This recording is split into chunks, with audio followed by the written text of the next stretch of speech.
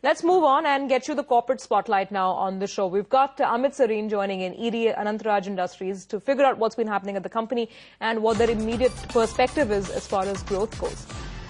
Good morning, Amit. Good to have you on the show. Thanks so much for joining in. I will just start by the whole plan that you have of investing around 450 crores for the housing projects.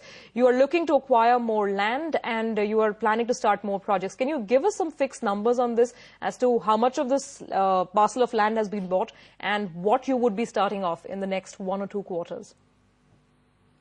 See, I'll tell you, as of now, the land to be bought against this 450 crores has not been acquired. We are in the process of acquiring it. We have almost, out of this 450 crores, we have almost committed, say, about 100 crores as of now, and we are in the process of committing the balance.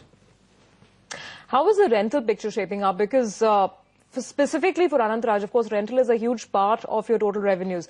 Is there any upside that you're seeing?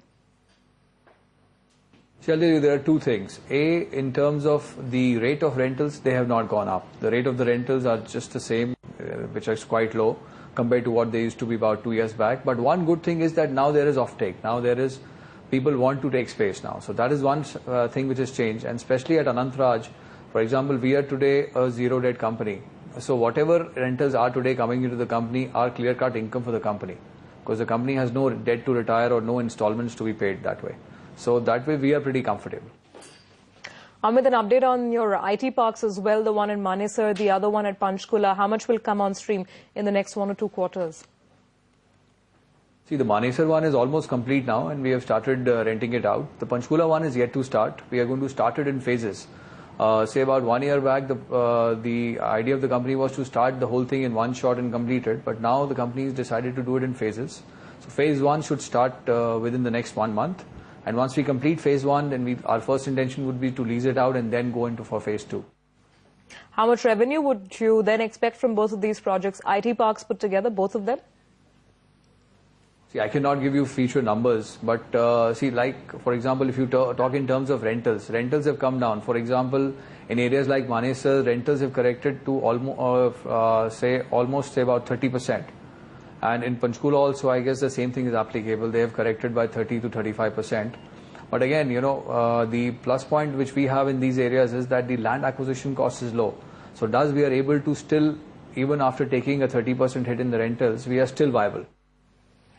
Okay, let's move on to the hospitality projects. You've got 2 hotels coming up, I believe, near the Delhi airport. Again, what are the deadlines you're working with and what's the kind of incremental addition to your top line you would expect? Again, this is going to be in phases. The first phase is going to be operational by the end of this year. And then going forward after that, next year we'll take out phase 2 on that. Okay, here's a $1 million question or $1 billion question. Depends on how you want to look at it. What's the sense on pricing? Do you think we've pretty much hit a bottom and the way forward from here is going to be a gradual increase? The worst is behind us now. And the way we are thinking of going forward is, like, for example, you asked me in the beginning, we have 450 crores of cash with us, which is earmarked towards now acquisition of assets. So we feel this is a good time to go and acquire assets now. Because see, today in our sector, one thing which is still going to work very well is low-cost housing. But, you know, we feel that for low-cost housing, the most important thing is low-cost land. And now is the right time to go and acquire land and then come with these projects in phases. Because see, there is a very limited money which you can save in terms of construction. While you're constructing the project. Of course, construction cost has come down, but that doesn't make a very major impact that it would make you eligible for low-cost housing. The main ingredient is land, and that is now available at very reasonable cost. And I feel that, yes, the worst is behind us, so I guess it's bottomed out, but we don't know for how long it will continue to be like this. What's the outlook on margins in this context, Amit? Because if you look at the last quarter, you had almost a 4-digit jump in your operating margins because a lot of fresh projects had come on stream. What's a reasonable expectation? Where should your operating margins stabilize? I tell you, margins vary from area to area, from sector to sector. So it's very difficult to just put a ballpark figure that this is the margin we are working at. It is not possible. But yes, when we come to low-cost housing, we are seeing margins still would be at least 25%, which I guess is very reasonable in our sector. Okay, I know you are sitting on comfortable cash levels, but still let me ask you this. Any fundraising plans? Lots of your peers are going the QIP way.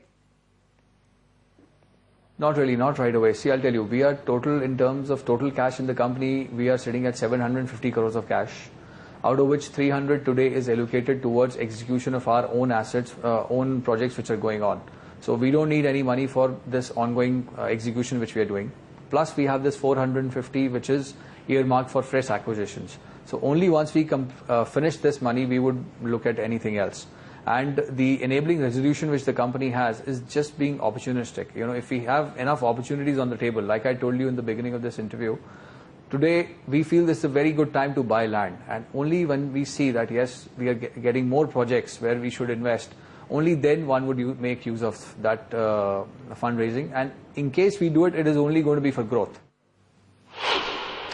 All right, Amit, we'll leave it there. Thanks so much for joining us on the show today. Well, that's a word coming in from Anant Raj Industries. Stocks holding up around 3.5% in a market which is still holding on to 49.35 on the Nifty. We'll take a quick break, come back with more on the other side.